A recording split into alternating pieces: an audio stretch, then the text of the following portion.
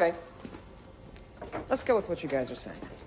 Let's just say, that death does have a conscious plan and that it's been set into motion.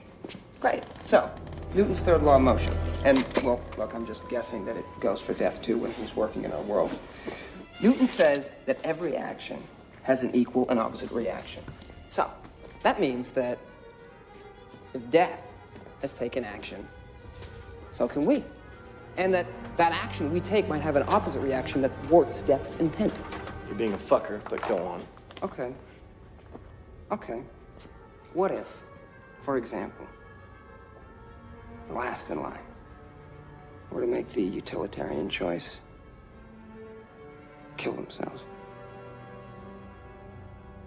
Wow, that's pretty much going to ruin any plan that death's put in motion. And even better, hey, he's going to save 5 skipped lives.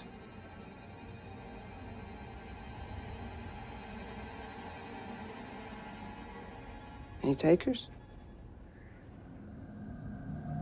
No, I didn't think so.